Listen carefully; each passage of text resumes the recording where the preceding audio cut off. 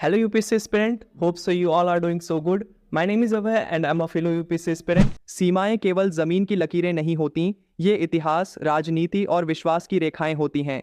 नमस्कार दोस्तों, स्वागत है आपका यूपीएससी एक्सप्लेन्ड सीरीज में। आज हम बात करेंगे एक ऐसे टॉपिक पर जो न सिर्फ अंतर्राष्ट्रीय संबंधों से जुड़ा है, बल्कि भारत की सुरक्षा नीति और विदेश नीति की नींव को भी दर्शाता है। India China border disputes, a historical perspective. तो आइए समझते हैं इस जटिल विषय को सरल भाषा में और यूपीएससी के दृष्टिकोण से पूरी गहराई के साथ। सबसे पहले बात करते हैं भारत और चीन के बीच सीमा विवाद की ऐतिहासिक पृष्ठभूमि की। भारत और चीन की लगभग 3,400 किलोमीटर लंबी सीमा है, जो मुख्य रूप से 3 सेक्टर्स में बांटी जाती है। पहला, वेस्टर्न सेक्टर, लद्दाख क्षेत्र में अक्साई चिन। दूसरा, मिडल सेक्टर, हिमाचल प्रदेश और उत्तराखंड क्षेत्र। तीसरा, ईस्टर्न सेक्टर, अरुणाचल प्रदेश। अब सवाल उठता है कि ये विवाद शुरू कैसे हुआ। इसका मूल कारण है ब्रिटिश इंडिया द्वारा तैयार की गई सीमाएं, जिनमें से 2 रेखाएं महत्वपूर्ण हैं। पहली, मैककार्टनी मैकडॉनल्ड लाइन, जिसे चाइना ने कभी स्वीकार नहीं किया। दूसरी, मैकमेहन लाइन, जो ब्रिटिश इंडिया और तिब्बत के बीच 1914 में खींची गई थी।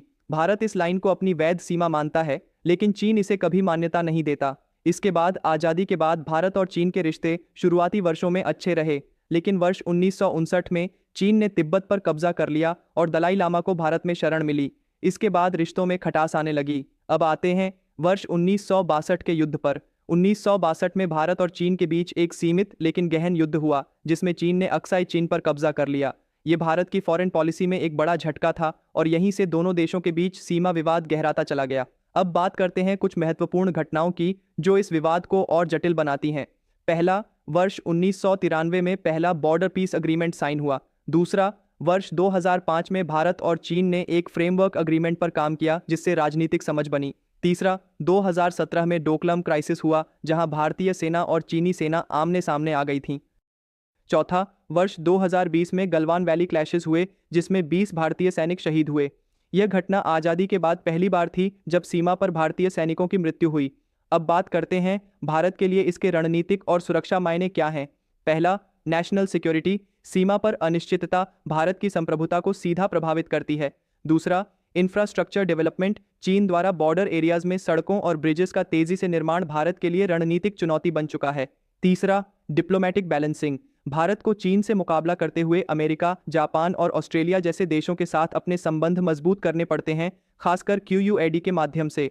चौथा, इकोनॉमिक एंगल। हालांकि भारत और चीन का व्यापार बढ़ रहा है, लेकिन सीमा विवाद के चलते स्ट्रेटेजिक ट्रस्ट बहुत कमजोर है। अब सवाल ये उठता है, इस विवाद का समाधान क्या है। वास्तविकता ये है कि समाधान आसान नहीं है, लेकिन कुछ रास्ते जरूर हो सकते हैं।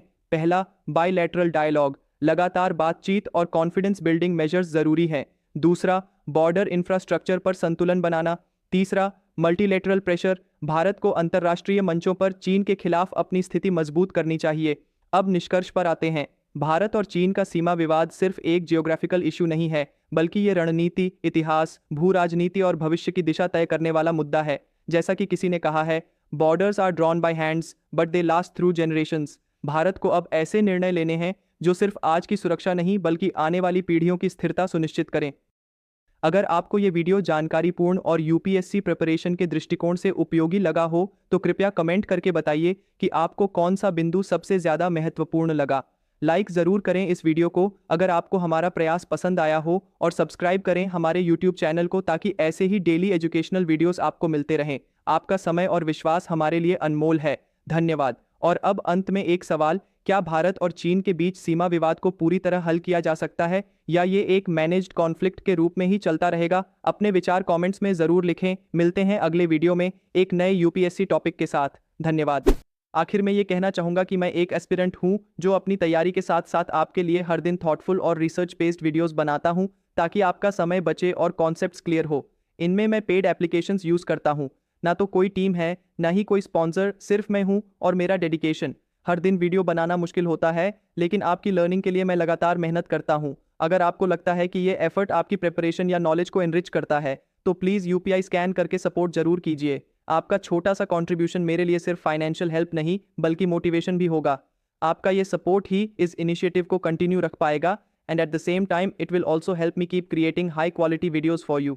So हम अपने इस वीडियो को यहीं पे कंक्लूड करते हैं. आपका सपोर्ट, आपका शेयर मेरे लिए फ्यूल का काम करेगा इस जर्नी में. मैं उतनी मेहनत, उतनी एफर्ट और लगा पाऊंगा. सो प्लीज़ आप इस वीडियो को जरूर शेयर करना. Comment down if you have any query, share this video. Thank you so much. तो अब मिलते हैं अपने अगले वीडियो में. Till then, work hard, stay healthy and keep studying. I am Abhay signing off. Jai Shri Krishna.